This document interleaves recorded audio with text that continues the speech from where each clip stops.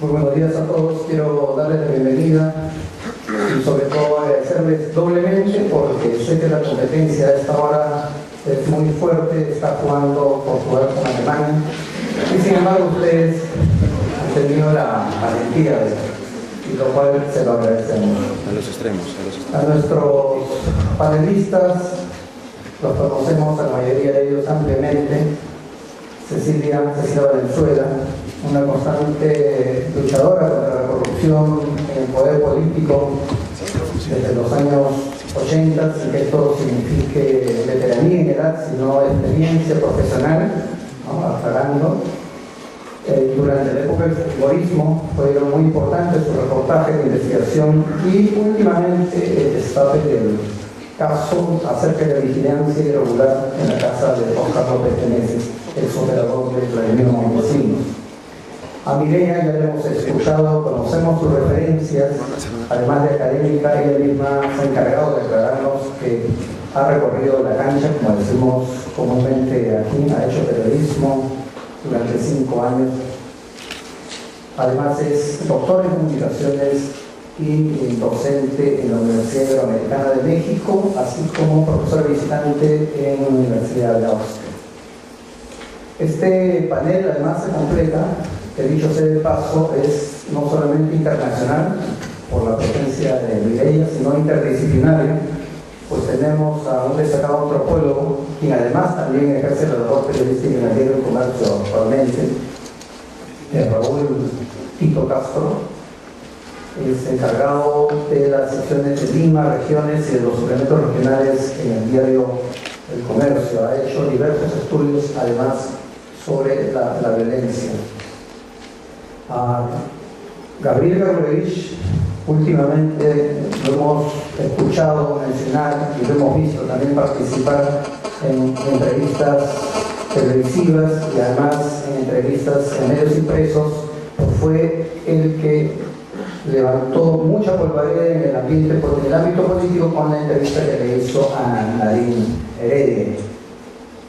Ricardo Seda, un reconocido investigador, basta citar los casos de investigación acerca de la Cantuta, cuando era director de la revista SIN, pero también luego ha desarrollado diversas investigaciones, dirigió la investigación sobre el millón de firmas cuando conducía la unidad de investigación en el diario El Comercio. El millón de firmas falsas, la fábrica de firmas que le había permitido a Alberto Fujimori en el año 2000 vivir su candidatura para la reelección. Creo que no me olvido de nadie y bueno, sin mayores preámbulos, porque aquí lo importante es escucharlos a ellos. Me van a permitir empezar lanzándoles una pregunta general. El tiempo es tirano, ustedes lo saben, no solamente en televisión, no solamente en la radio, también en este tipo de eventos contaremos solamente con 10 minutos por cada participante para luego poder dar espacio para las preguntas del público. Yo quisiera lanzarles una pregunta para que motivar la conversación entre ustedes. ¿Cuáles serían, a su juicio, o qué tipo de cuestiones son las frecuentes cuando se trata de investigar o cuando se trata de las coberturas en los temas de corrupción, terrorismo y narcotráfico?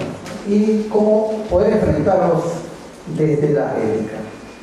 Le doy la palabra a Cecilia, por favor. Bueno, la presión cuando uno investiga es normal, porque uno aborda un tema que tiene alguna característica de relevancia social, que es de interés de la gente. Y ese tema siempre es un tema que choca con intereses fuertes, grandes, y claramente hay gente que quiere ocultar, que quiere mantenerlo tapado. Entonces, la presión siempre es natural. Cuando uno hace investigación, siempre se va a someter a distintos tipos de presiones, desde el poder, muchas veces. Y si no hay presión durante el desarrollo de la investigación, hay un enorme costo que deriva en presiones cuando la investigación se publica. Entonces, eso es parte del trabajo. Y yo creo que es ahora parte del trabajo periodístico. una de las cosas que caracteriza desgraciadamente nuestra época es la corrupción. No es privilegio de un sector, ni tampoco de un partido político. Hay corrupción desgraciadamente en todas partes y ahora lo vemos ya de manera escandalosa, y quizá porque la prensa peruana es una prensa con mucho ejercicio y con mucho punche y muy tenaz en denunciar la corrupción. Pero esta corrupción casi endémica, la verdad es que tiene muchísimos años en nuestro país. Creo que viene desde la época del virreinato. Es una mentalidad, una doble moral y una lógica, incluso desde los funcionarios públicos, que es algo tremendo y que tenemos que enfrentar. El hecho de que los periodistas en estos tiempos hayamos ganado un poco más de credibilidad que los políticos y que incluso a veces que los técnicos ante la opinión pública, tiene que ver, creo yo, con esta batalla permanente de denunciar corrupción, de denunciar la corrupción. La corrupción se está comiendo las instituciones y creo que, por supuesto, al denunciar vamos a enfrentarnos a presiones, ¿no? Te paso el micro.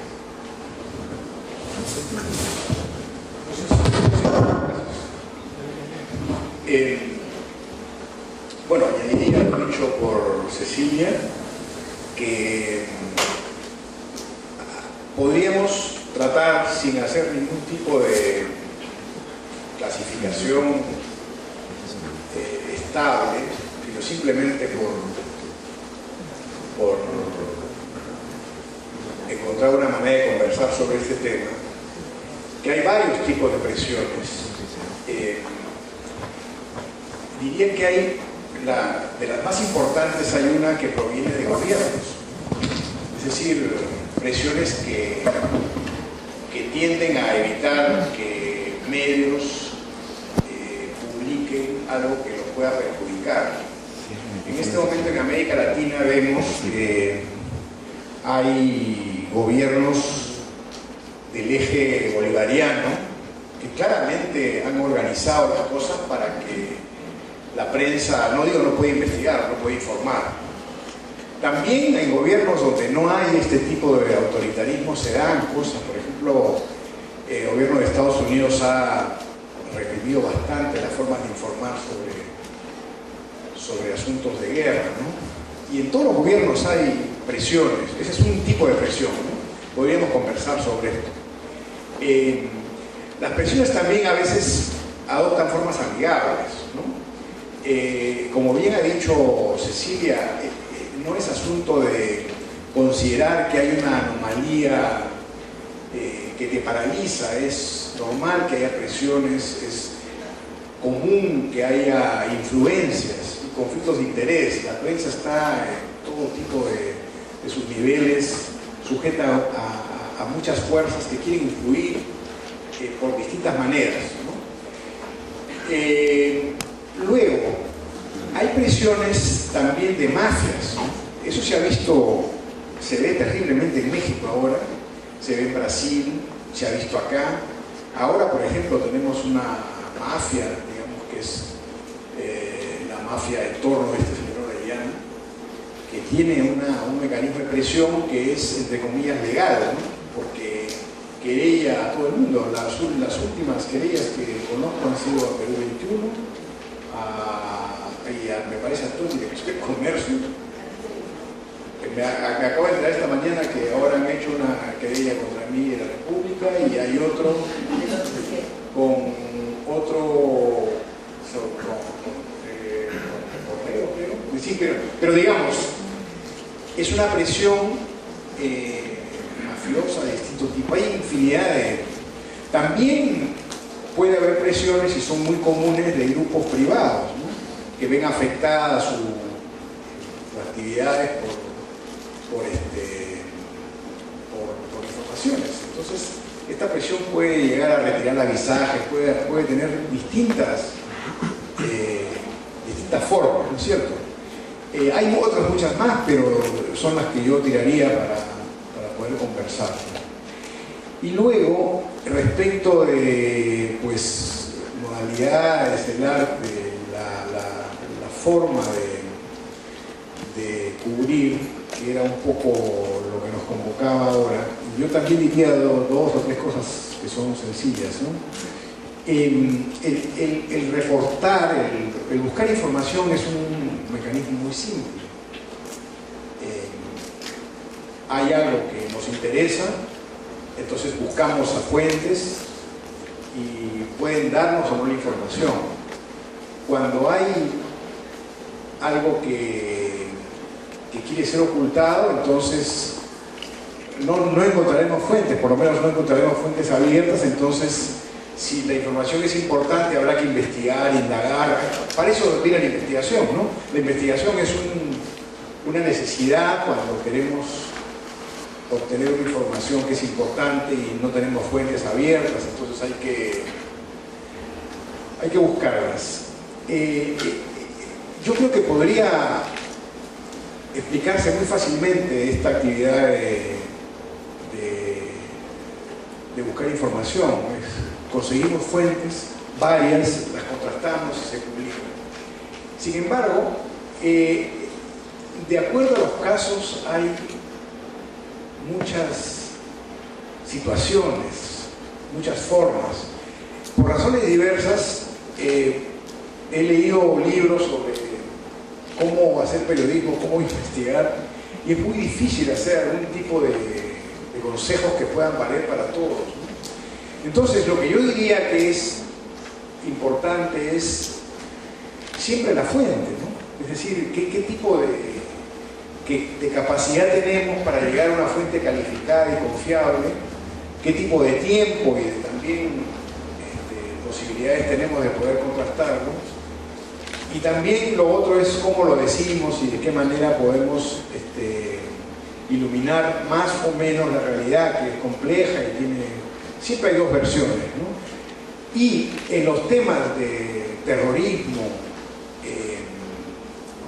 corrupción y narcotráfico, diría que hay una gama tan distinta y disímil que sería muy difícil en este corto tiempo poder detenerse, ¿no? Tal vez cuando lo conversemos será más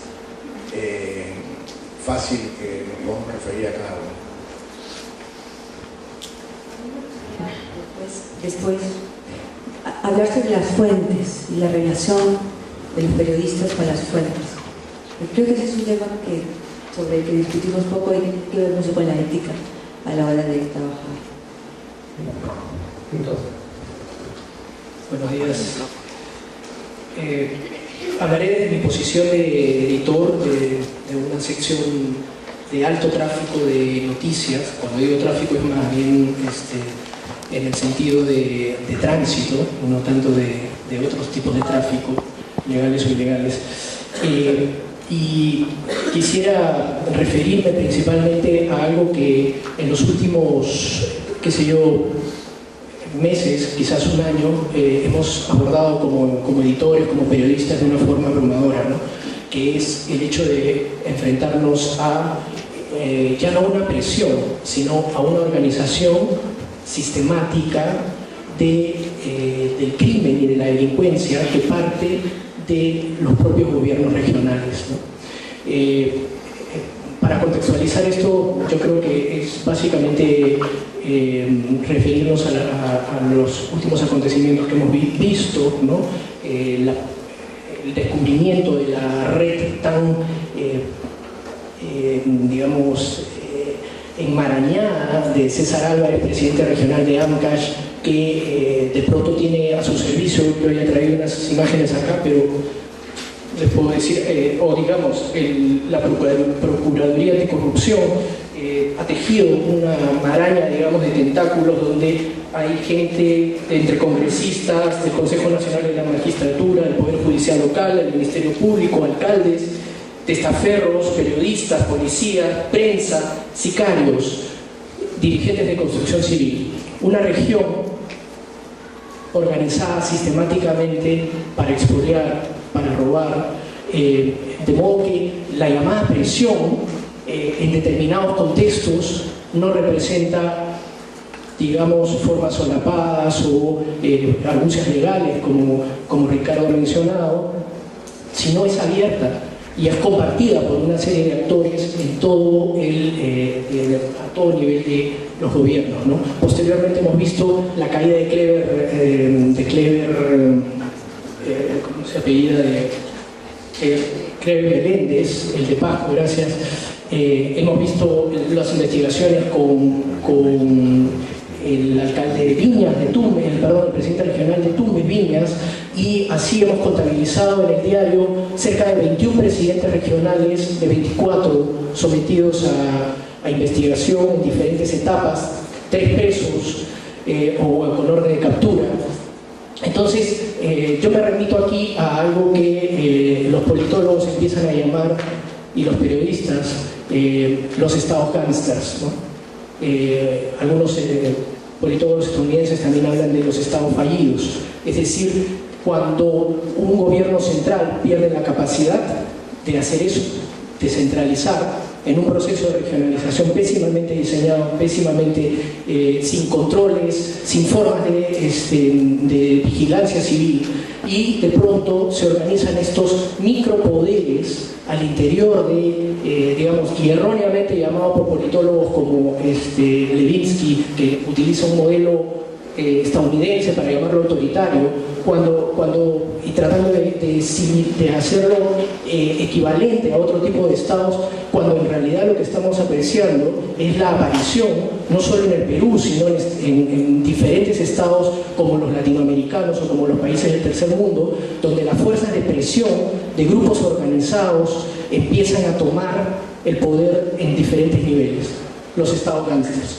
Entonces, este es un cuadro sumamente crítico, que yo entiendo que la prensa todavía no está aquilatando en su debida dimensión, y que tenemos que empezar a escudriñar al modo como en Estados Unidos, a inicios de la República de Estados Unidos en el siglo XVII, le llamaban los políticos lo llamaban los escarbadores de basura, ¿no? Y yo creo que estamos en una situación similar en estados que se están fundando en términos de modernidad, que no la tenemos en términos políticos, y que tenemos que ir a lo básico, ya lo decía Ricardo y Cecilia, a trabajar desde un punto de vista con las fuentes y desde un esquema que yo también llamaría el juego de posiciones. ¿Quién dice qué? ¿A nombre de quién? ¿A qué público? Hace poco, con esto voy cerrando mi aporte, tuvimos en el comercio una ingrata experiencia, me tocó vivirla de cerca, cuando tuvimos información evidentemente sesgada de una fuente no identificada que nuestro corresponsal lamentablemente no supo discernir, de que habían encontrado fosas comunes en Satipo, en Junín. Toda la situación parecía regular. Fue invitado por una fuente del ejército, había supuestamente gente del Ministerio Público. En un mea culpa tuvimos que aceptar que no cruzamos los datos como debíamos, fallamos radicalmente, pero nos confiamos en nuestro corresponsal. Primera regla: no confíes ni en tu segundo, hazlo tú mismo, crúzalo tú mismo. Y lamentablemente informamos algo que una fuente interesada, a quien estamos investigando ahora, dijo que había descubierto una fosa. Al día siguiente, muy tarde, hicimos el cruce y vimos que el Ministerio Público tenía indicios, los nativos hablaban de eso, pero no había nada descubierto. ¿Por qué el apuro de decir que se habían 500 muertos? ¿Quién decía esto? ¿A nombre de quién? ¿Al servicio de quién?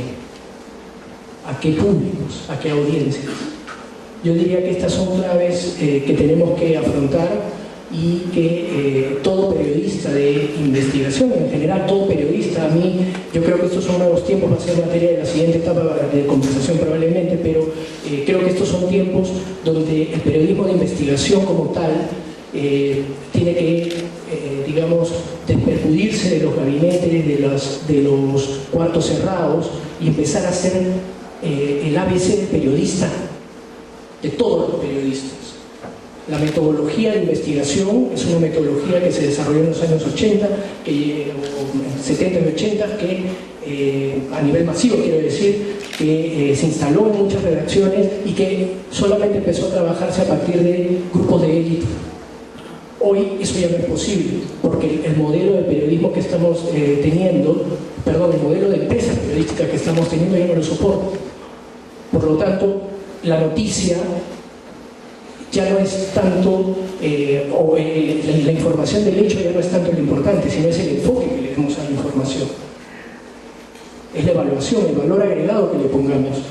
En ese sentido, todo periodista debe ser capaz de producir un material informativo con valor agregado, muy bien investigado, muy bien cruzado. Eso es lo que va a hacer diferente un periodismo de investigación hoy, un periodismo en general hoy, y lo que creo que nos impone el futuro inmediato como desafío. Muchas gracias, Pito. Ahora vamos a escuchar a Gabriel Ruiz, por favor. Bueno, tenemos 10 minutos, ¿no? Perfecto. Entonces, yo quisiera leer un texto que escribí ayer en la noche, y se titula Lavadoras en el estómago. La puerta de vidrio emitió un quejido espectral al abrirse. El viejo que me había estado mirando a través de ella no pudo contenerse más. ¿Qué hacía yo sentado en las escaleras de su edificio? Si debía discutir con mi novia, como parecía estar haciéndolo, podía hacerlo un poco más allá, no en el área que le pertenecía, y custodiaba con recelo. Con un gesto me echó, me indicó que podía llevar mi conversación telefónica a la otra cuadra o que me tirara al mar. Me levanté, caminé por la calle Ocharán hacia el malecón y resoplé con fuerza, mientras escuchaba hablar a la primera dama al otro lado del auricular. Era la tercera llamada que había recibido de Nadine. Esta vez su tono era conciliador. Ya no me estaba dando órdenes, como en la segunda llamada, una hora antes, luego de haber almorzado en la calle Tarata, caminando con el estómago como una lavadora trabajando en cámara lenta. Ahora estábamos más calmados los dos. Casi podía ver el mar cuando le volví a repetir algo que le dije en las dos anteriores conversaciones. Nadine, tú sabes que aquí no hay nada truculento, ¿cierto? Sabes que he actuado con total transparencia. Sí, Gabriel, lo sé, me dijo. Al final todo se resume a que me hagas un favor. El favor al que se refería Nadine tenía que ver con el hecho de quitar la parte relacionada al ex primer ministro César Villanueva en el perfil que había escrito sobre ella. Le dije que como periodista no podía hacerlo, pues la información la había obtenido de una manera totalmente lícita, luego de una entrevista que me dio en la residencia de Palacio de Gobierno, y ya no me pertenecía a mí, sino al público. Le dije que eliminar la parte relacionada a Villanueva sería atentar contra un derecho a la libertad de expresión, y que la empresa periodística para la cual trabajo respalda esta premisa. Esta conversación se dio un jueves. Días antes, el lunes, Roxana Altuna llegó a la revista Cosa con 1 hora y media de retraso a nuestra cita. Me sorprendió que llegase con Jorge Salazar, pues no me lo había dicho cuando quedamos en vernos para hablar de la primera versión de la nota. Ahí sentados a la mesa, en medio del jardín de la revista, la conversación se había entrampado. Salazar y Altuna me pedían con los ojos lanzando destellos láser que mutile mi texto, eliminando la parte relacionada a Villanueva. Cuando les dije que eso se llamaba censura, torcieron sus bocas y me dijeron que no mencione esa palabra. Aún así debía quitar ese fragmento, pero eso iba a ser imposible, porque no había engaños ni malas jugadas. Dentro de las preguntas conversadas con la asistenta de prensa semanas antes de la entrevista estaban las relacionadas a su labor de primera dama. Y Nadine es una primera dama muy politizada, así que hablar de política durante la entrevista fue algo muy natural. Empezamos hablando de sus primeros bailes quinceañeros y terminamos hablando del ex premier César Villanueva, y yo no se lo impedí. El audio que obtuve de las 2 grabadoras que encendí en Palacio de Gobierno dan fe de ello. Eso te lo digo en términos formales porque estás grabando. me dijo Nadine cuando le pregunté durante la entrevista sobre su papel a partir de ahora en el gobierno. Cuento esto para explicar que aquí no hubo ninguna emboscada, ni se trató de un plan orquestado por los medios concentrados, como se deslizó en alguno que otro medio y alguno que otro analista que por ideología o por sobonería o por conveniencia no pudieron aceptar la posibilidad de que la primera dama y su equipo habían manejado todo mal. La cosa fue muy simple. Se acordó hacerle un perfil que abarcase toda su vida, desde su niñez, pasando por la adolescencia, sus épocas universitarias, su labor de madre y su labor de primera dama. Y eso se cumplió. Pero Nadine, acaso advertida por sus intrépidos asesores de prensa, cayó en la cuenta de que habló de más, sobre todo en relación a su labor de primera dama, politizada, por cierto. Ella me dijo que estaba consciente de su error y que al final todo se resumía que le hagamos un favor. En el jardín de la revista Cosas me lo dijo por primera vez, luego de que Salazar me pasara la llamada desde su celular. La carta notarial que recibimos de parte de Nadine el viernes nos hizo dar un giro a la nota por razones obvias. Ya no podíamos utilizar las fotos donde aparecían los niños y todo lo relacionado a su labor de madre. Ya no tendría sentido que esté en la nota. Tampoco muchas cosas relacionadas a su niñez, adolescencia y épocas universitarias. Si íbamos a publicar esa carta en la nota, ya no podíamos incluir las partes, digamos, románticas en el perfil. Aún así, en la nota publicada no solo se tocan temas políticos. En la tercera llamada, la del jueves, caminando por el malecón de Miraflores, le dije que todo esto nos debía de servir de experiencia, a los dos. Quizá yo pequé de exceso de honestidad al mandarles la primera versión de la nota, aunque le dijera que eso lo hacía solo para la corroboración de datos y no para que me censuren. Pero los usos y costumbres en el Perú no están muy claros en relación a si un medio debe entregar o no la transcripción de la entrevista, si el entrevistado lo solicita. En otros países la cosa está más clara. Por ejemplo, en el manual de estilo del periodista del diario El País se dice lo siguiente: las conversaciones serán grabadas en cinta magnetofónica. El personaje preguntado confía, al conceder la entrevista, en la profesionalidad del periodista, que debe transcribir y resumir sus ideas. El periodista podrá, si así lo desea el entrevistado, y para su mayor tranquilidad, facilitarle una copia de la transcripción antes de que sea publicada, de modo que ésta tenga la oportunidad de corregir expresiones que hubieran sido mal transcritas. Pero no podrá alterar el diálogo que el periodista consiga extraer durante la conversación, ni incluir matizaciones que no figuren en la cinta magnetofónica. Cualquier conflicto sobre la correcta transcripción se resolverá en la grabación. De no existir esta, se concederá el beneficio de la duda a la persona entrevistada. En todo caso, estamos en el Perú y entregarle la primera versión antes de que sea publicada puede haber sido un error periodístico de mi parte, más no una falta de ética. Como dije, fue un exceso de transparencia de mi parte. Nadine debe haber obtenido unas cuantas lecciones de todo esto, sin duda.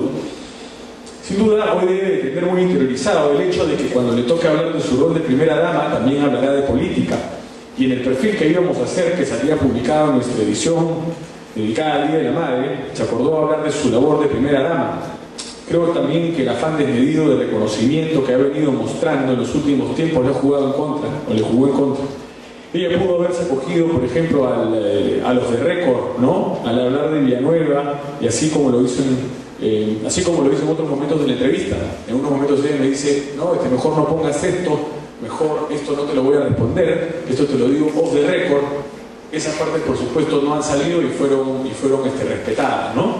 Ella pudo hacer eso, pero no lo hizo. Como dijo Augusto Álvarez Rodríguez en una de sus columnas, si ella es la mujer detrás del trono, entonces que se mantenga así, ¿no? Detrás del trono, y que no se ponga adelante. En todo caso, Nadine tiene un largo trecho por recorrer, y cuando lo haga, será muy interesante ver a una mujer con talento, dándole un manejo correcto, ecualizado, a sus valiosas herramientas para poder navegar con destreza en el caudal de la política. Muchas gracias.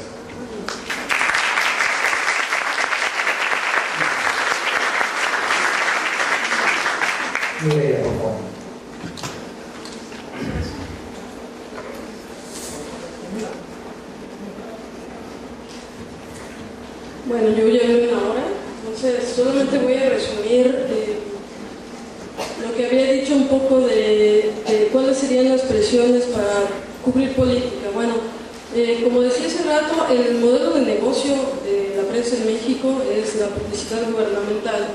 Luego entonces eso explica por qué estos organismos del periodismo que les hablaba, o sea, el oficialismo, el declaracionismo y el diarismo, que es producir notas basadas en conferencias de prensa o el chacaleo que les había presentado, se pondera en vez de las historias que realmente le interesan a la sociedad, como por ejemplo temas de salud o temas sociales. Entonces yo veía como uno de los grandes obstáculos esta cultura del reporteo, esta pasividad y estas inercias que todavía prevalecen en la cultura periodística mexicana, dado que México es un país que atravesó por una dictadura blanda, como se le conoce, como dice Vargas Llosa, la dictadura blanda, justamente por haberse tratado de un país en el que un mismo partido político gobernó por 70 años, pese a que había un cambio de presidente, no había un cambio de partido. Y el legado todavía lo atestiguamos. El modelo de negocio en México, como les decía, es la publicidad gubernamental. Eso no significa que en paralelo no se hayan también establecido los poderes fácticos, por ejemplo, de Carlos Slim y de estos grandes anunciantes, en donde empresas como Telcel, que es la empresa de telefonía celular, y otras muchas tiendas de las que Carlos Slim es dueño, y muchos otros negocios, pues son intocables en la prensa mexicana. Luego, para cubrir corrupción, ocurre mucho que los políticos son una especie de blanco fácil también para atacar y ser atacado, y uno dice una cosa y el otro le contesta. Y justamente a partir de la alternancia política en el año 2000, cuando llega un partido de oposición, pues fue bastante fácil empezar, como se dice en México, sacarle sus trapitos al sol a todos los partidos políticos de izquierda, de derecha y de centro. En realidad, los políticos sí son un banco bastante fácil, sobre todo los diputados. Y entonces lo que observo es algo que un académico argentino que se llama Silvio Weisbord llama denuncismo. Denunciar a todo por todo, y la oposición denuncia que fulano está haciendo esto y el otro denuncia la otra cosa, y en realidad a la larga me parece que ese tipo de reporteo, o sea, de ser periodismo de denuncia, solamente ha contribuido a la impunidad por una parte, porque en otros países, como les decía, el periodismo de investigación sí genera rendición de cuentas, o sí genera que alguien renuncie o que alguien se vaya a la cárcel, pero después de un tiempo en México, cuando dejó de ser novedad el periodismo de investigación, cuando ya en un país en el que solamente el presidente hablaba y la oposición era invisible, y de pronto la oposición empieza a hablar y se empieza a investigar cosas que hacen, en los años 2000, entre el 2000 y el 2003, pues hubo varios casos de corrupción por cada partido político, uno para el PAN, uno para el PRI, otro para el PRD, que estaban involucrados, pues desvío de recursos, y después creo que de eso en realidad no pasó nada. Es muy triste, ¿no? Este cinismo político de alguna forma y esta impunidad, y no me parece que después la cobertura de corrupción sea algo que choquee, si me permiten usar ese anglicismo, más a la población. Entonces es muy triste que algo como la corrupción ya sea parte del paisaje natural en la cultura política, y que solamente digas, bueno, un político robó, así siempre lo hace, ¿no? Las críticas desde la academia son que una de las desventajas de poner tanto escándalo político es precisamente la inmunidad que luego van adquiriendo los ciudadanos contra la clase política. Al final no van a votar, hay altos grados de abstención, pero o sea, los políticos siguen gobernando, los políticos siguen haciendo de las suyas, y mientras no haya rendición de cuentas ni impartición de justicia y siga habiendo impunidad, ese poco periodismo de investigación que se realiza pues no llega a ninguna parte. Y con respecto al narcotráfico, lo que hay, las presiones que existen para que pueda realizarse un periodismo ético, pues es la censura y la autocensura. En la encuesta nacional de periodistas que estoy llevando a cabo como parte del estudio internacional Worlds of Journalism, en el que comparamos 80 países, encontramos que el 52% de los periodistas nunca han sido amenazados, pero un 48% sí. Y cuando buscamos cuál es la fuente de la amenaza, uno esperaría que son los cárteles de las drogas. Y sí, efectivamente, pero está repartido. Muchas de las fuentes de amenaza siguen siendo los políticos locales, gobernadores, presidentes municipales, alcaldes, etcétera. Y entonces, pues, ya vimos que en una cultura periodística tan pasiva, donde los periodistas tienen poca autonomía profesional para hacer lo que ellos quieran, donde sus rutinas de producción están muy ligadas a los actores políticos, el hecho de que entonces ahora tengas dos fuerzas de presión, que son los políticos y los cárteles de la droga, pues los pone aún más en una situación de extrema vulnerabilidad. En la encuesta también les preguntamos a los periodistas qué medidas de precaución usan. Y la mayoría ha dicho que recurre a la censura y a la autocensura. A la autocensura de mejor no meterse y nada más irse con el boletín de prensa o el parte que dice la policía, y también la censura institucional. Algunos también han recurrido a tener que publicar historias anónimas en redes sociales, o sea, se van a Twitter a decir hay una balacera en Torreón, lo hacen desde su cuenta alterna de Twitter, y así no tienen que, exponerse usando su propia cuenta. Dejan de reportear en la noche, reportean en equipos. De por sí habíamos quedado que el periodismo no es esta imagen mítica de Clark Kent trabajando solo, sino más bien se hacen equipos y bajo condiciones muy restrictivas. Pues ahora en situaciones de violencia mucho más, los reporteros se ponen de acuerdo de cuántos muertos van a manejar si es que hubo, y si a alguno de ellos le llega una llamada telefónica de los malos diciendo esto no lo reportas, pues se corre la voz y ningún medio lo saca, ¿no? Hasta ahorita no solamente ha habido asesinatos de periodistas, que por supuesto las muertes son muy lamentables, sino una suerte de estrés postraumático de los periodistas que conocieron a aquellos otros que fueron muertos y que no saben cuándo van a ser los próximos ellos cuando está sonando el teléfono. Esta es una situación que la comodidad del Distrito Federal, como les decía, organizada alrededor de estas fuentes presidenciales y donde la jerarquía política es la misma de las salas de redacción, pues creo que no les permite ver a los periodistas de la capital las enormes incomodidades y situaciones aún peores que están viviendo los colegas del norte, del sureste y básicamente del resto del país. Entonces, el crimen organizado no es que haya venido a acabar con la libertad de expresión en México, sino es, digamos, uno de los factores más difíciles que de por sí estaba en condiciones de precariedad, pues ahora con el crimen organizado mucho más. Muchas gracias. Acogiendo la inquietud de Cecilia, quería entrar a esta segunda parte que será mucho más breve, si puedo comprimir más sus intervenciones, por favor, para poder dar paso a las preguntas de los estudiantes. El tema de las fuentes, Cecilia, quería preguntarte, y extiendo la pregunta para Donald, si es que plantea algún tipo de dilema ético, la relación, el tratamiento con ellos.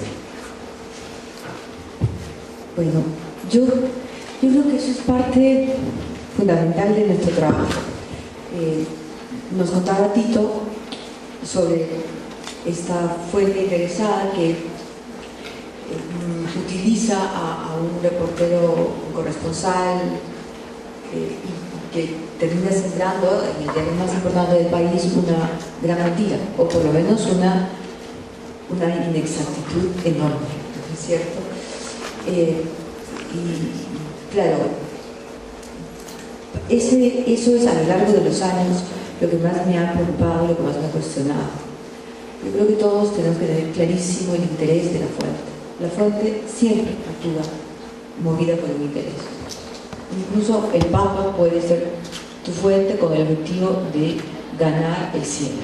O sea, algo quiere ganar definitivamente, y eso es algo que los periodistas tenemos que saber. no podemos pensar que actúan simplemente motivados por una buena ética. Tienen un interés. En algunos casos, su interés en realidad sí, pues atiende al bien común, o es el interés de un ciudadano que quiere un distrito, o una ciudad, o una institución saneada, o por lo menos limpia, un poquito limpia. Pero en la mayoría de los casos los mueven los sentimientos, las pasiones, las terribles pasiones humanas que al final de cuentas los periodistas terminamos conociendo casi como si fuéramos psicólogos y hubiéramos hecho una maestría en antropología y algo más, porque no se puede desvincular de nuestro trabajo. Creo que la mejor posición de un periodista de cualquier orden, pero sobre todo el que hace investigación en relación a una fuente, es la vertical. Nunca la fuente puede tener una posición horizontal con un periodista, porque la fuente tiene interés. Y entonces, si uno establece amistad con la fuente, que ocurre mucho en las regiones, en las provincias, ¿no es cierto? Los reporteros hombres van y chupan con la fuente, toman tragos con la fuente, comen ceviche con la fuente, van a la fiesta, la fuente es el padrino de su hijito, ¿no? Entonces, claro, la manipulación es tremenda. Y en realidad el reportero, el periodista, termina siendo una suerte de marioneta de la fuente. En las ciudades más grandes, digamos, las distancias pueden ser bastante más razonables, pero yo he visto, he cubierto muchas veces a lo largo de mi carrera, que es larga, en provincias, en la selva, en la sierra, y la verdad es que esto ocurre muchísimo, ¿no? Pero aquí mismo también, por supuesto que ocurre. Y cuando cubrimos temas relacionados al terrorismo, al narcotráfico, a la política, siempre va a haber fuentes con más mañas que otras, ¿no? Entonces es muy importante tener nosotros como periodistas esa solvencia y también es mantener esa distancia. Eres tú como reportero quien toma la declaración, eres tú quien le deja en claro que vas a contrastar lo que está diciendo, porque un periodista tiene que verificar aún lo que la víctima dice, lo que dice la fuente, lo que dice la víctima y por supuesto lo que dice quien está siendo investigado o a quienes estamos vigilando o chequeando o siguiendo o auscultando, porque hay muchas maneras de revisar, de acceder a un tema, ¿no es cierto? Podemos plantar una vigilancia frente a una casa, como por ejemplo en el caso de López Meneses, ¿no?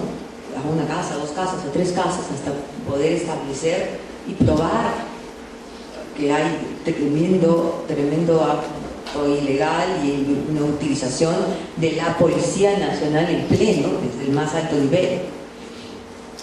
Podemos chequear los documentos de una persona a lo largo de su vida para poder establecer qué vacíos hay, porque se tiene una sospecha, como en el caso de la nacionalidad de Fujimori, la nacionalidad japonesa de Fujimori.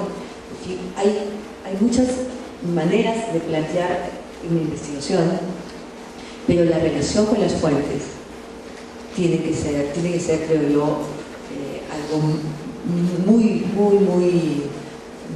tiene que demandar de nosotros una gran solvencia. Necesitamos mantener distancia y esa distancia nos va a garantizar, en efecto, pues información cierta, ¿no? O por lo menos vamos a tener certezas al momento de publicar. Creo que eso es importante, me parece importante de discutir, porque esa es una de las cosas que más nos somete a otro tipo de presiones, ¿no? Igual yo quiero felicitar a Gabriel, y tomar un minuto para felicitar a Gabriel por tu trabajo, por tu entereza, tu fuerza, porque a ti te ha presionado la presidenta del Perú, ¿no? Viejo, y eso no es chicle, no es un chicle, no es ultra, es un tremendo lío y te felicito. Te felicito.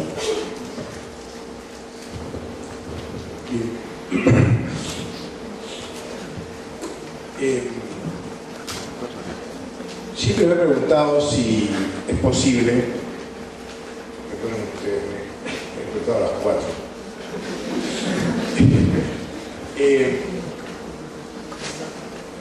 si es posible que funcione el manual.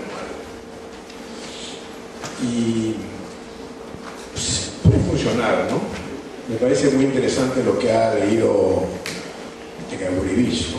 Esto del país. Son guías, es muy importante, pero finalmente siempre ocurre una situación extrema que te obliga a ponerlo de un costado. Por ejemplo, en este momento no recuerdo qué dice, qué diario español y qué diario gringo tienen esta situación respecto de un periodista que tiene una fuente y que la fuente le autoriza no quiere autorizarle a ser identificado ante su jefe, ¿no? Puede pasar, ¿no? Sobre todo en medios en los que la institucionalidad de este medio no está establecida.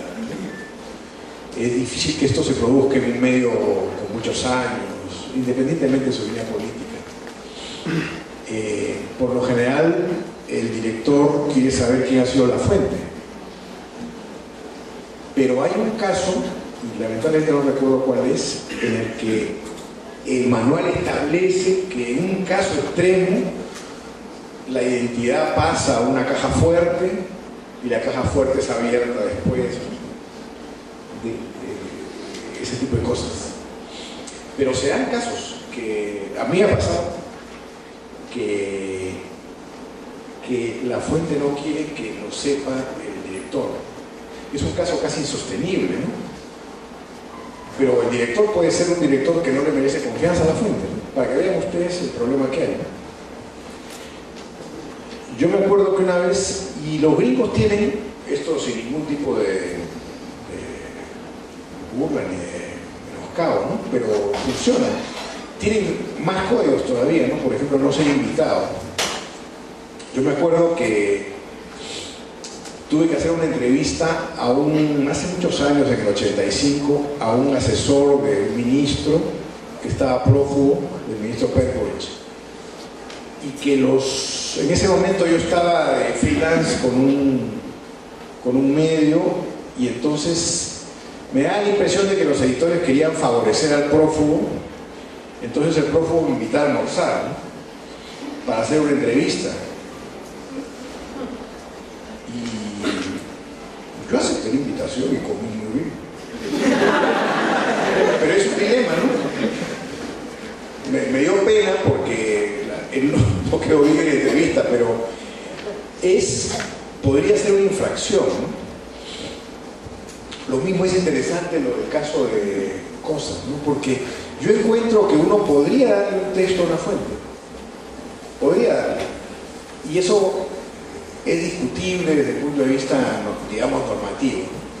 Yo podría, por ejemplo, darle a un ministro o a una autoridad y decir, miren, tenga acá, esto va a ser publicado mañana y comente lo que quiera, ¿no? Él puede decir, me parece una estupidez, será citado. Pero, desde otro punto de vista, está mal. Entonces, yo creo que lo que prevalece es, como se ha dicho aquí, la esencia de lo que estamos haciendo. Y esa esencia de lo que estamos haciendo puede llevarnos a hacer cosas que son discutibles. Porque en todos estos casos que he mencionado es discutible. Por ejemplo, el tema de las grabaciones, ¿no? Ilícitas, es discutible, ha habido un debate y son posiciones que encuentro que tienen razón, hay argumentos fuertes por ambos lados, ¿no? un tema muy discutido, ¿no? Yo recuerdo mucho el tema de la publicación de la República, de el túnel que se estaba haciendo en la Embajada de Japón, ¿no? Eso es difícil de poder establecerlo como algo normativo. Entonces, uno tiene que tomar una decisión y, por lo general, en el mejor de los casos, lo va a tomar en función de si la gente debe saberlo o no, ¿no? Y es muy interesante ponerse en esos casos y ver cuál es la mejor manera. Yo tiendo a pensar que cuando se hagan manuales, no estoy en contra de los manuales, porque me parece es que uno termina poniéndolos de lado. Por ejemplo, me acuerdo de otro caso, ¿no? El caso de no se debe pagar por información. Yo encuentro que es una norma muy difícil de cumplir, ¿no? ¿Y dónde está el límite ético de que un tipo le pone un valor a la información y entonces no lo debo pagar? Claro, lo que no se debe hacer es que eso se convierta en una forma de conseguir información, pero puede haber un extremo, ¿no? Si hay algo que es muy importante para la sociedad que se sepa y la persona lo cobra, digamos, no encuentro la necesidad de decir no nunca. En el caso, el comercio, por ejemplo, el comercio entiendo que no paga. Yo no lo vi escrito nunca, pero tendría que pagar. Pero, por ejemplo, tuvimos fuentes a los que tuvimos que mantener, ¿no? El chico, uno de los chicos de la falsificación de firmas, era un grafitero que tenía que trabajar para poder vivir, ¿no? Entonces yo necesitaba que esté trabajando todo un mes con nosotros. Tuve que decirle, bueno, lo que ganas semanalmente te lo pagamos, ¿no? Y ya es una forma de pago. No me digan que no es una forma de pago.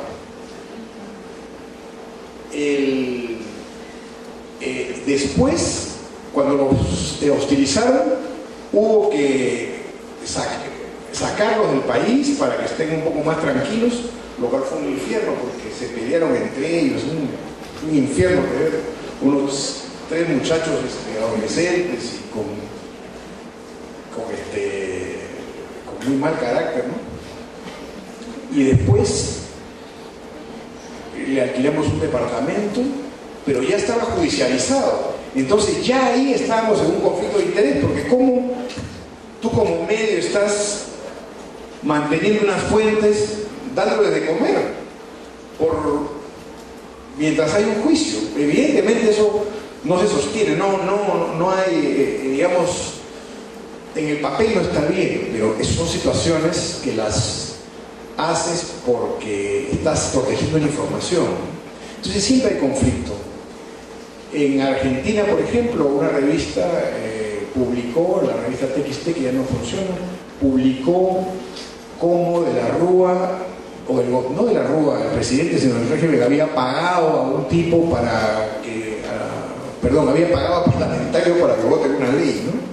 Y el hombre del maletín habló, el hombre que pagó, pero dijo, denme $15.000, si no hago, tengo que irme a Miami con mi familia un mes.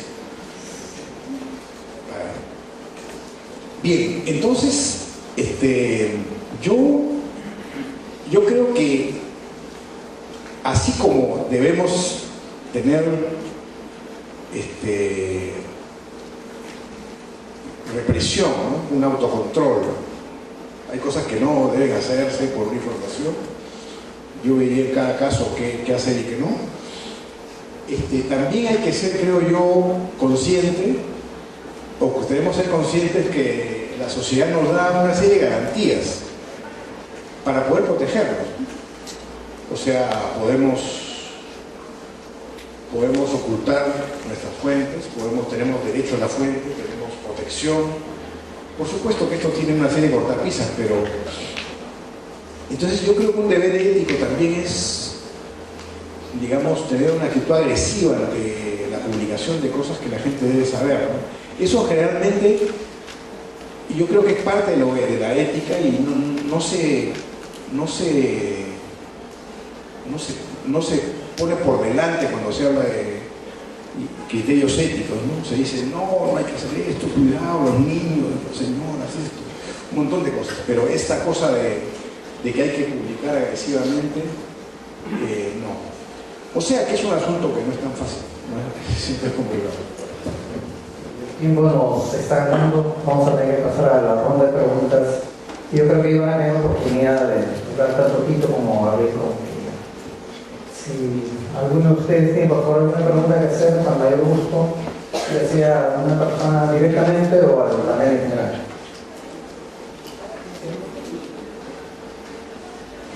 Por favor, separan su nombre y la pregunta.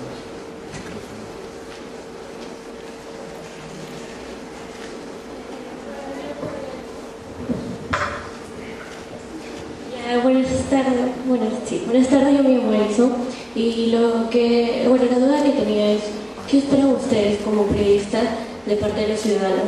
Ya que mientras han estado haciendo el conversatorio he escuchado sobre su labor, el riesgo, el peligro, y constantemente yo veo en las noticias cosas que realmente me indignan y veo que a las demás personas también las indignan.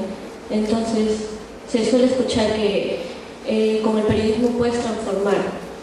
Entonces, ¿qué ustedes esperan? ¿Cómo se sienten? ¿Cuál es la respuesta que necesitan de parte de los ciudadanos luego de haber informado?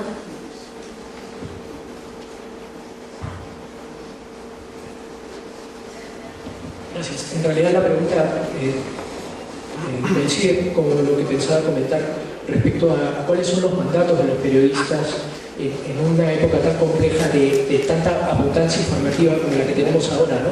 Lo que abunda ahora obviamente son las fuentes de información.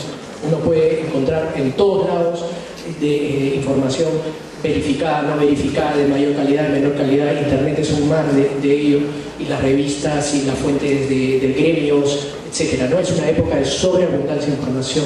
Entonces, los periodistas profesionales, digamos, ¿cuál es nuestro rol en esta época cambiante? Yo, en ese sentido, eso es muy clásico y pienso que principalmente tiene que ver con la fiscalización del poder. Como dicen los ingleses, los watchdogs, ¿no? Aquellos vigilantes que están pendientes de que el poder ejerza de una manera transparente y beneficio de la sociedad las cosas. Y el segundo mandato creo que tiene que ver con darle voz a la sociedad civil. Creo que eso es central, y en ese sentido tu pregunta empezaba diciendo de qué modo los ciudadanos o la participación ciudadana, me pareció entenderte eso, entra en este esquema. Yo creo que es central. Hoy más que nunca, ustedes lo saben mejor que yo, los medios interactivos permiten la cooperación en la búsqueda y en la verificación de la información. La denuncia ciudadana es central. Ahora, al principio los periodistas pues como que nos dejamos llevar por el entusiasmo y básicamente pasábamos todo aquello que llegaba, ¿no?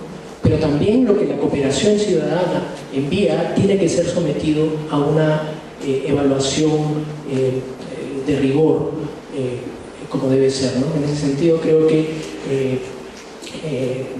yendo al punto del manual, son tres las condiciones que tenemos que seguir. Uno, transparencia, lo del juego de roles, es decir, cuál es el escenario, quiénes están participando en el debate informativo, qué posiciones defienden e incluso qué posición defiende el medio. Dos, rigor, que es esta evaluación tipo checklist de todo aquello que es necesario hacer, cruce de fuentes, mirada de historia de la fuente, cruzar con SUNAT, cruzar con sus deudas tributarias, qué sé yo. Y tercero es el ejercicio de cooperación con el ciudadano común, ¿no? Que es en los últimos tiempos uno de los mayores poderes fiscalizadores que tenemos. Gracias.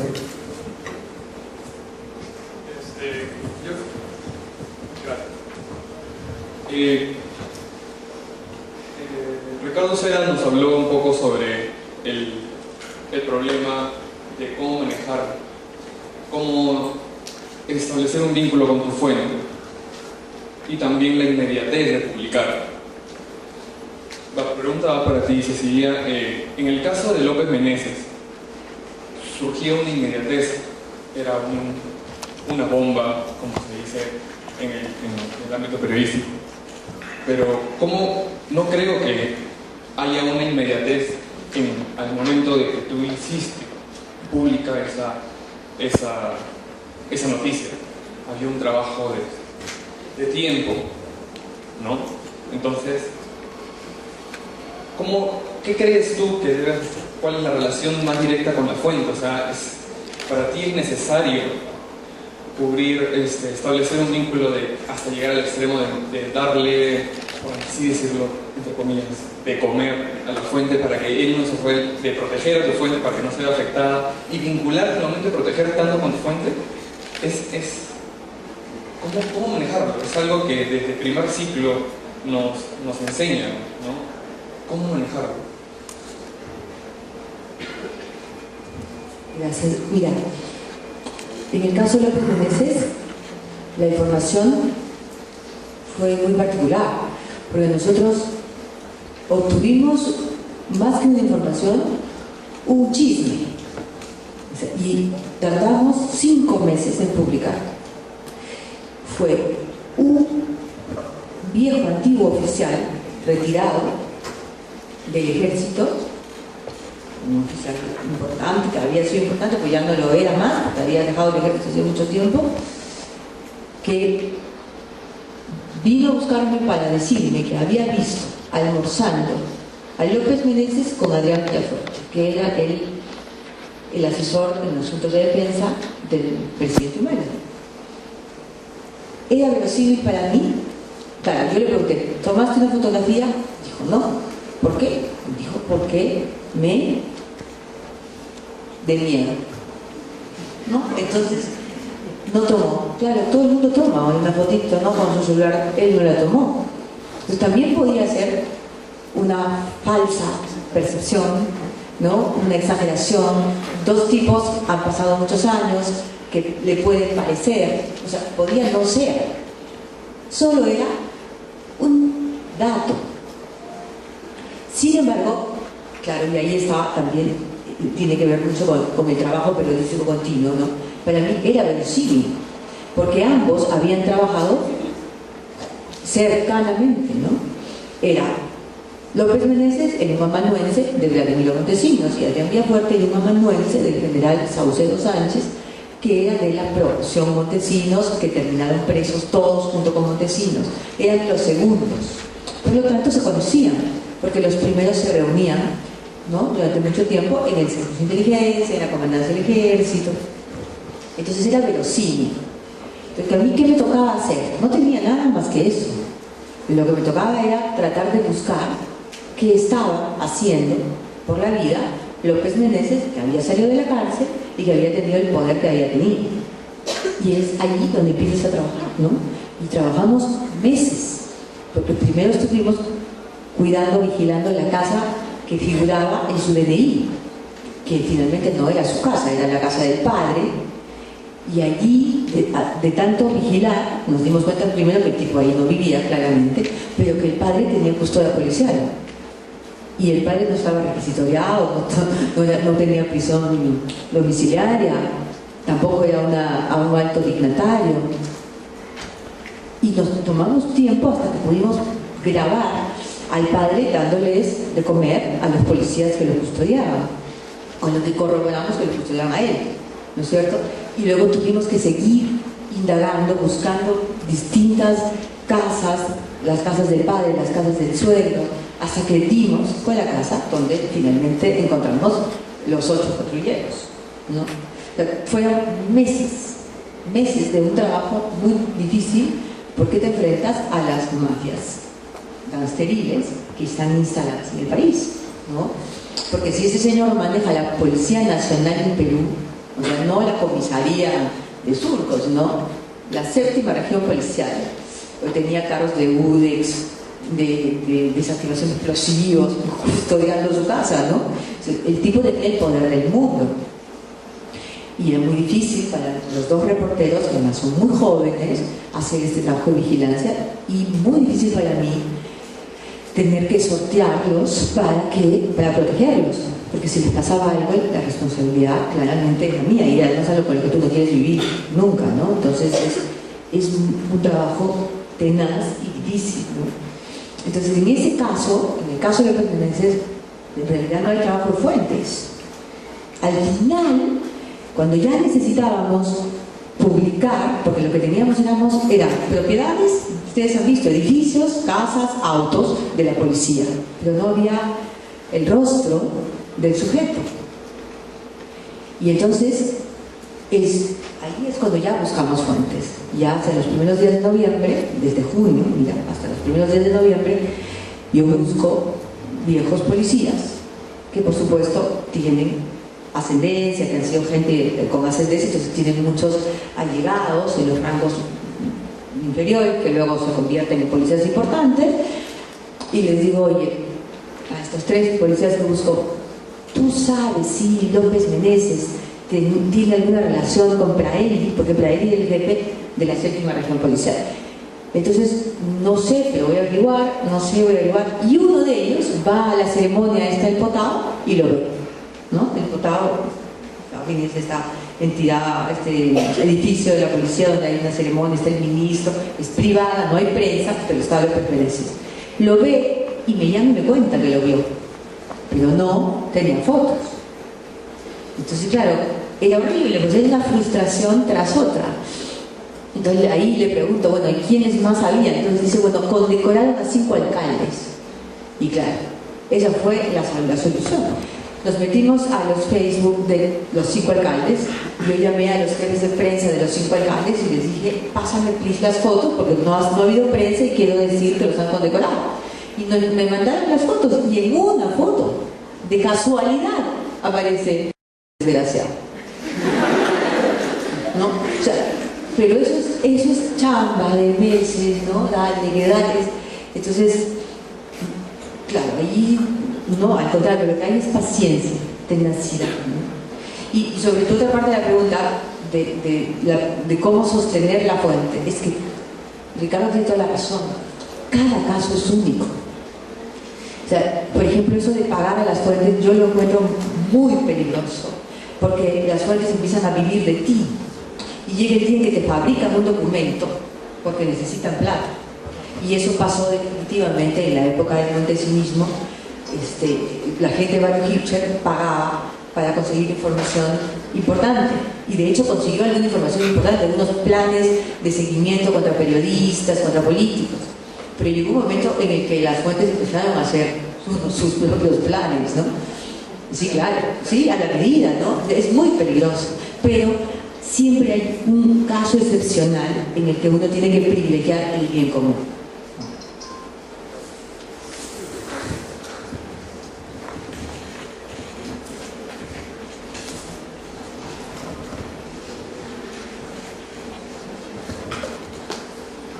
Buenas tardes, soy de la Universidad Privada del Norte, mi nombre es Andrea Seminario. La pregunta es en sí, ¿qué opinan ustedes sobre la diferencia que existe entre el periodismo profesional y el ahora llamado periodismo ciudadano?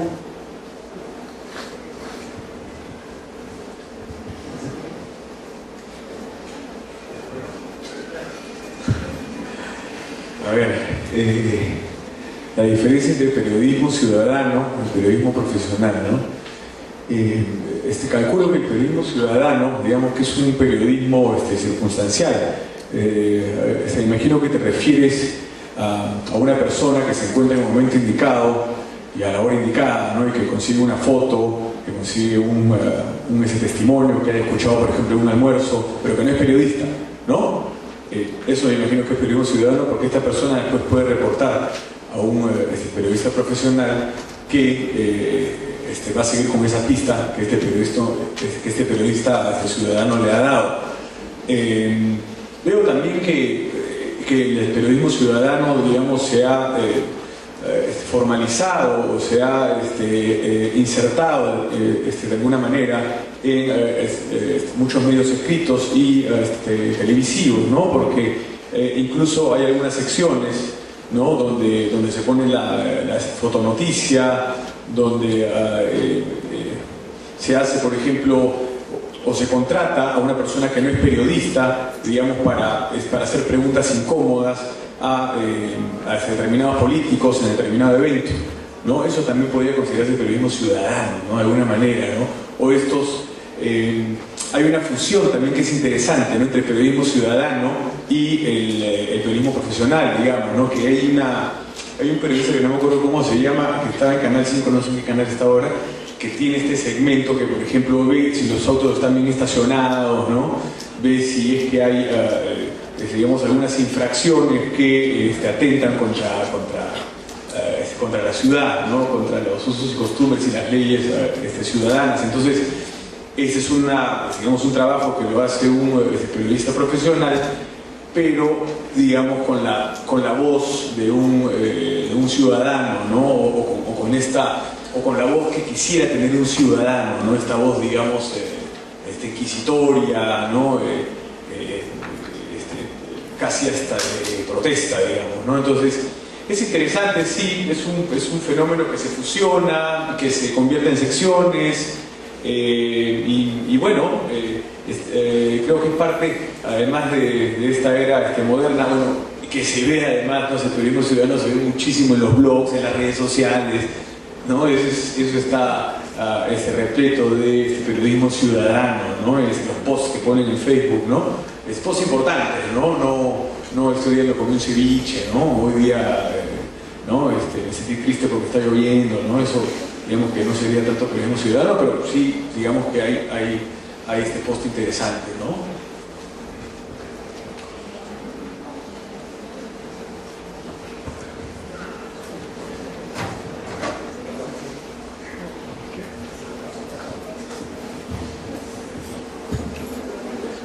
Buenas tardes, bueno, mi nombre es María Imaíña. Quisiera preguntar qué tipo de fuentes aceptaría para poder descubrir las irregularidades del expresidente regional de Ancash, César Álvarez, ya que no solamente es sobre el asesinato de Nolasco, sino que ese asesinato ha abierto varias puertas que bueno, hay muchas irregularidades en la región de Ancash.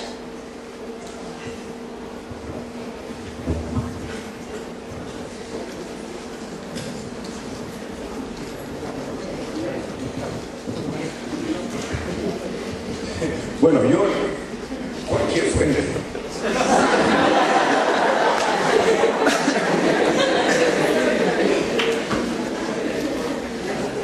No, es cualquiera.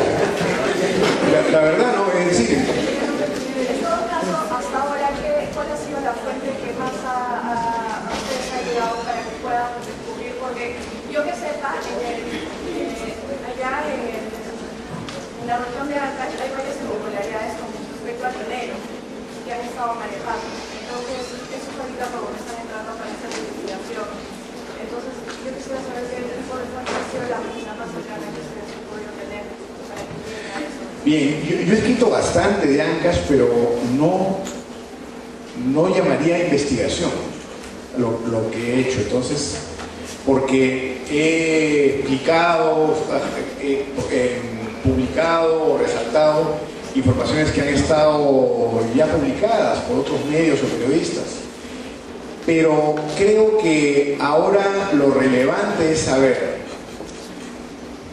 y en función de eso podríamos ver qué fuentes serían idóneas.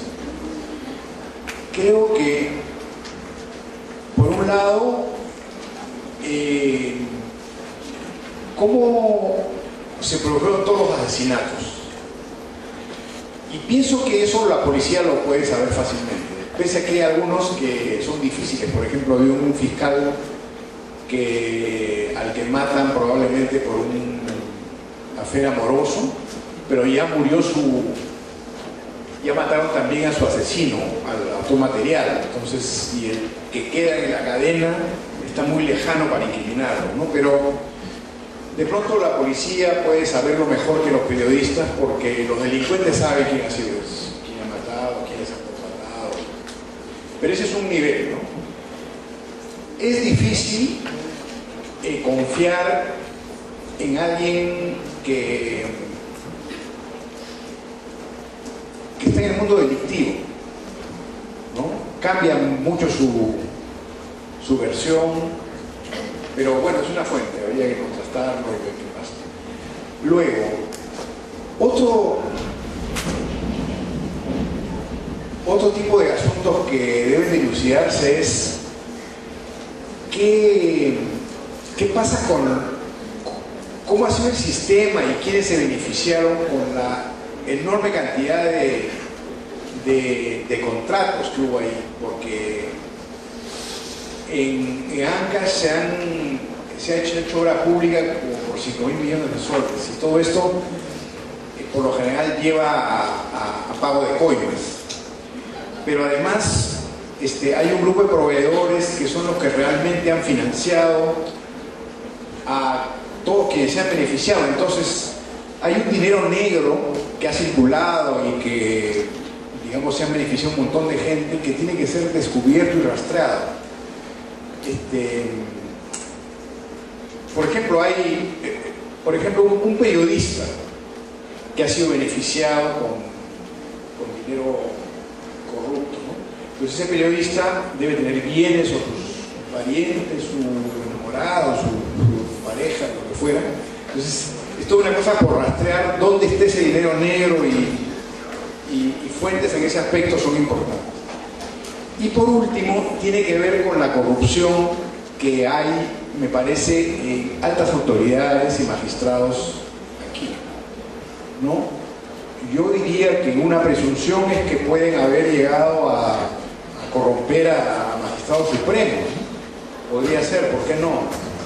¿No? Entonces ese es otro nivel de fuentes, que en este momento hay una competencia entre lo que es periodismo y lo que es el aparato de justicia, porque naturalmente, como cuando cayó Fujimori, el policía o el fiscal está más propenso a tener esa información que nosotros, ¿no? O sea que esos son los tres niveles en los que yo creo que habría que buscar fuentes. Muchas gracias, Ricardo. Lamentablemente, por el horario que hay indicado, varios de ustedes, como ustedes se pueden dar cuenta, tienen clases en estos momentos y el tiempo nos ha quedado muy corto. Estoy seguro que ustedes tienen muchas inquietudes. Lamentablemente no nos vamos a poder absolver todos, pero agradecemos su participación y